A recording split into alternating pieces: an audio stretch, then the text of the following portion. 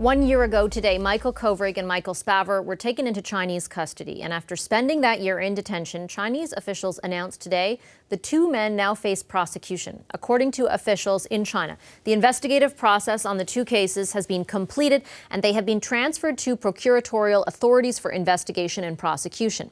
They went on to say authorities have arranged multiple consular visits by the Canadian Embassy in China. The two are in sound condition. China's judicial organs carry out their duties in strict accordance with law and protect the two Canadians' lawful rights. This escalation, though, means Kovrig and Spavor now face trial on charges related to national security. Meanwhile, here at home, the Conservatives are pushing to strike a special committee to focus on the detainments and more closely study the state of the Canada-China relationship. Will MPs support the motion? Rob Oliphant is an Ontario Liberal MP who served as Parliamentary Secretary to the Minister of Foreign Affairs in the previous government. Aaron O'Toole is the Conservatives' Foreign Affairs critic, and next to him, Jack Harris is the Foreign Affairs critic for the NDP. Hello to all three of you. Thank you for making time for us. Hello. Hello. I'll share with our viewers that you're about to head back into the House of Commons to vote on this motion. I do want to ask about that, but first, Mr. Oliphant, can I ask you on behalf of the government, how concerning is it to you on the news coming out of China today that these two men now have moved beyond the stage of simple detainment, not that it's simple, but detainment, and face prosecution? I think my first words are both to Michael Spavor and Michael Kovrig and to their families and friends here in Canada and around the world to say that there is no issue that is of more importance to our government than their well-being and their safety, and they're being treated fairly. We understand today, as you have said, that their detention is moving to the next stage, which is going to a process of prosecution that enables them to have legal counsel now.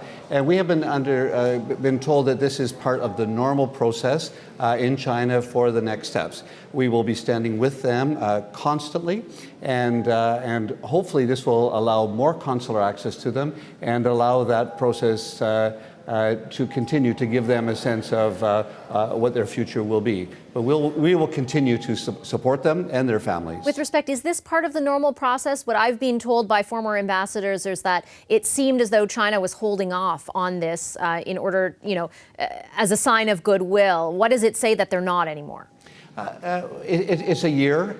We've understood that that's anywhere from a year to 18 months. It's not unusual. But beyond that, I can't say. I'm not an expert in this area whatsoever. What I am watching is the way Canada persistently and constantly and very strongly stands up for Canadian interests in China, and will continue to do that. And those interests include our trade interests, they include our diplomatic interests, cultural interests, people-to-people interests, as well as our interest for those who are detained arbitrarily in China, and we will continue to do that. Mr. O'Toole, on the committee that you want to strike, is it a genuine effort to try and build some sort of cooperative effort and focus in on what's happening in China, or is it an opportunity to criticize the government? Absolutely. It's a positive opportunity to get to the heart of things. I share two things that Rob just said. We share their compassion for the two Michaels and their families. I think all Canadians stand with them and are concerned. The other thing I share is he's not an expert, nor am I, nor is the Prime Minister. So our special committee will actually allow us to bring the experts, to bring the ambassador, key people to an all-party committee that will be specialized not just on the consular cases of the Michaels, but on security, Huawei, human rights concerns around the world. Other countries have approached this with China, given its size and given the challenge of balancing commercial interests alongside our values. This will allow it to be done often in camera so that sensitive information regarding consular cases, public safety information, cyber attack information can be looked at in camera by all parliamentarians. Obviously, we don't have confidence that there's direction from this government, both from their handling of the extradition arrest. A year ago, we all remember John McCallum, his resignation or firing after misstatements. We had no ambassador for 8 months, Vashi. So this has not been handled well. We have a job to do to question the government. We believe this special committee will allow that to be done in a professional, serious way. I take your point on on the delay in appointing an ambassador. But again, we have spoken to a lot of experts on the show quite often, and the consensus that seems to be reached is that this is kind of Canada stuck in between a rock and a hard place, and that the best thing the government can do is keep raising this case internationally, keep the pressure on, but that in effect there really isn't sort of a magic bullet that, or anything magic that the government can do to change the situation for these two individuals. What would you do differently? Well, certainly we would have taken a different approach right from the start. We would have reached out at a very high level to the Chinese. The Prime Minister and the Minister did not do that. They did eventually, though. Oh, months later, they couldn't get calls returned, Vashi. Our challenge was, this was putting us in a rock between two powers. But the way it was handled out of the gate, and certainly the contradicting statements from Minister, I still call him Minister McCallum, Ambassador McCallum, the hand-picked envoy of the Prime Minister, when he had to resign for conflicting statements, there was then a vacuum created where Canada was not seen as taking the situation seriously. That led then to the canola situation. We've been recommending an envoy, travel advisory. We've been trying to be constructive because we've seen no coherent plan from this government. We've seen no potential progress. So why do we fear having an all-party, potentially in-camera committee really examine the multidisciplinary aspects to the Chinese relationship? We see the Hong Kong situation. We see the Uyghurs and potentially 1 million people interned or re-educated. There are a range of serious issues we have with China, and we need to make sure the government is seized in a serious fashion. And I don't think Canadians have the confidence in Prime Minister Trudeau on the world stage. Mr. Harris, will your party be supporting the formation or the striking of this committee? Yes, we think it's an opportunity to at least have other voices heard. We've seen what's been happening in the last year or more with the Michael Spavor and Michael Kovrig case, but also other human rights issues that are ongoing, and Canadians are concerned about that. It's ironic that this is International Human Rights Day and that China has chosen to escalate this on this particular day. But that's not the only issue. There's a long-term relationship with China which we want to see improved and continued. We haven't seen much progress in the last year, and despite what may have been said so far in terms of what the options are, we're not confident that they've all been explored, and Canadians have asked us to collaborate and work together to try to solve problems, and they didn't want to give all the power and authority to the Liberal Party and the Liberal Prime Minister. So we have a situation where we can make a contribution to that and look at the long-term relationship and see if there are improvements that can be made in this particular case, obviously, but also other aspects of what's going on in China and where China is going in the world, and where are we going to be in that whole paradigm as time goes forward. Mr. Oliphant, will you and the government support the striking of this committee? Will you vote for this motion? We will get our instructions shortly.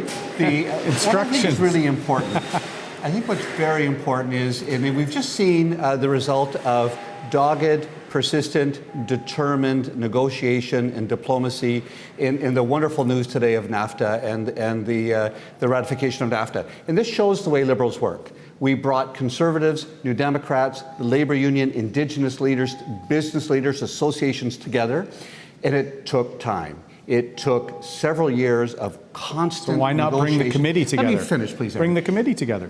What we're doing is we are always welcome to constructive, absolutely collaborative ways of working. This is the way we will do it. Sounds like the committee. committee. And we will continue to do that because we will take good ideas from whatever sources we get them. If this is genuine, if it is real, if it's not megaphone diplomacy, if it's not grandstanding, those lives of Michael Kovrig and Michael Spavor are critically important to this government. And it is well beyond politics, and is well beyond people standing up in the House of Commons and spouting nonsense from time to time and just talking. Well, don't they have a right, with respect though, Mr. Oliphant, don't they have a right to question your government's policy? Absolutely. And the reasons why these two men are still detained? Absolutely. And what they also need to do is put into perspective of detentions which have happened in other times and other places, and to actually wonder what we're doing and the constant and persistent activity that we have undertaken, the diplomatic relations, and it is tough. No one is arguing that relations with China are easy right now. They're complex, they're sensitive. We have highly trained diplomatic staff that are working on this issue. We have a minister and our Deputy Prime Minister, Chrystia Freeland, who managed that file as she does with tenacity and with graciousness, and she will continue to do that as our Deputy Prime Minister, as our Prime Minister does as well. I didn't get an answer though. Are you supporting the motion? I He was don't waiting support on the motion. instructions. I don't support the motion the way it's written, and because of the tone of it, and because of the motive. If it passes, if Parliament speaks and wants to have an all-party committee to do this, we will work constructively and collaboratively, and we will engage with all parties who have something to offer to the table. I have time for a response from each of Mr. O'Toole and Mr. Harris. Mr. O'Toole? I think this is an opportunity for a minority parliament to show collaboration right out of the gate. I appreciate Jack and the support of the opposition parties. This has been made sincerely. In fact, we've downplayed the consular aspects of this all throughout the day because all Canadians care about the two Michaels. This is a complex situation. I call the relationship with China our foreign policy challenge of a generation. So let's leverage the strengths of all parties. Let's leverage our experts. Let's have the ability for specialized secret in-camera meetings so that we can talk about the 5G Huawei decision, for example. There's a number of things out there that need to be examined, and we need to show China that we consider the relationship important enough that this special committee for 6 months will be dedicated to making sure that we're advancing our interests and our values alongside one another. Mr. Harris, quick final word to you. I know you need to go vote. Yes, of course, this is a real opportunity to do this right. I think it's going to require mature consideration. We know that is a very sensitive issue, but it's going to be it's going to be a challenge to show that this kind of parliament, with the minority parliament, with the leadership that we're seeing today in the House, this can work and perhaps come up with some better opportunities to find solutions for Canada. Okay, I'll leave it there. Thank you very much to all three of you for sharing your time with us this evening. I really appreciate it. Thank you. Thanks to Rob Oliphant, Aaron O'Toole, and Jack Harris. Hi, I'm Vashi Capellos, host of Power in Politics. See more of our show by subscribing to the CBC News channel or click the link for another video.